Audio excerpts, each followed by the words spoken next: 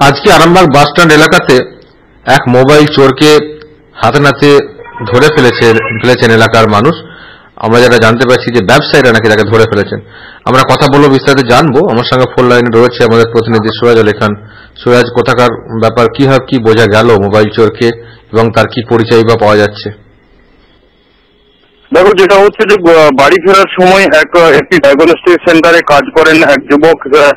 তিনি বাড়ি ফেরার সময় বাসে চেপেছিলেন এবং সেই সময় বাসে চাপার পর ওই যে মোবাইল চোর সেই মোবাইলটি নিয়ে নেয় এবং মোবাইলটি নেওয়ার পরে পলিথিনের মধ্যে ভরে নেয়। সেই সময় বুঝতে পেরে তাকে সেই সময় চলে যাচ্ছিল সেই যুবকটি এবং তাকে পিছন থেকে ধরে ফেলে সেই মোবাইলটি নিয়ে নেয়। নিয়ে তাকে মারধর করে এবং মারধর করে, যেটা অভিযোগ, মারধর করা হয় এবং সঙ্গে সঙ্গে মোবাইল চোর যেহেতু সেখানে স্থানীয় লোকজন জমে যায়, জমে গিয়ে তাকে আরো মারধর চলে বলে অভিযোগ এবং সেখান থেকে পুলিশে খবর যায়। খবর গিয়ে পুলিশ এসে তাকে কিন্তু ধরে নিয়ে গেছে। যদিও এখন পর্যন্ত যেটা জানা যাচ্ছে যে তার নাম সন্তোষ মন্ডল বলছে এবং তার ঠিকানা সাহেবগঞ্জ বলা হচ্ছে, কিন্তু সঠিক কোন কিছু কিন্তু সে হয়তো লোকাচ্ছে, এরকমই হতে পারে। এখন দেখার বিষয় শেষমেশ ওর সঠিক ঠিকানা কি, যদিও এখন পুলিশ তাকে নিয়ে গেছে আরামবাগ থানায়।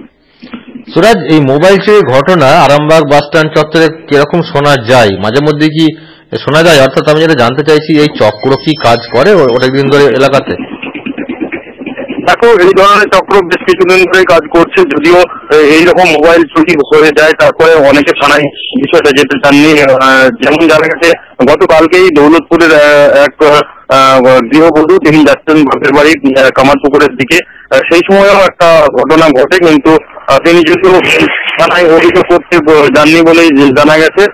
এই ধরনের ঘটনা কিন্তু ঘটে চলেছে। অভিযোগ না হওয়ার কারণে এই বিষয়গুলো নিয়ে কিন্তু যেমন পুলিশ কিন্তু বিষয়টা দেখি না, কারণ তাদের তদন্তের মধ্যে যখনই অভিযোগ হবে তার উপর ভিত্তি করে তেমন তদন্ত চলবে।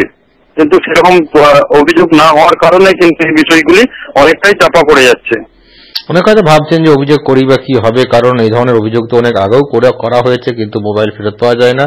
IMI কত কি আছে সিস্টেম, ট্র্যাকিং সিস্টেম, তার সাথে পাওয়া যায় না, যে কারণে হয়তো অনেকে এই বিষয়টাকে ভাগ্যের দিকে ঠেলে দিয়ে চেপে যাচ্ছেন। কিন্তু যাই হোক, মোবাইল চুরির চক্র যে কাজ করছে সেটা পরিষ্কার এবং আজকে একজনকে হাতে নাতে ধরা হয়েছে। দেখা যাক একে জিজ্ঞাসাবাদ করে চক্রের হদিশ পুলিশ করতে পারে কিনা। একজন রাস্তাতে কাজ করে, ছেলেটার বাড়ি হচ্ছে বেলি ভঞ্জপাড়াতে। ওই ছেলেটি বাস ধরার জন্য বাড়ি যাবে বলে বাস ধরতে গেছিলো। সেই সময় একটি ছেলে তার পকেট থেকে মোবাইলটা বার করে নেওয়ার পর ছেলেটা বুঝতে পারে, সঙ্গে সঙ্গে ছুটে গিয়ে তাকে ধরে ফেলে।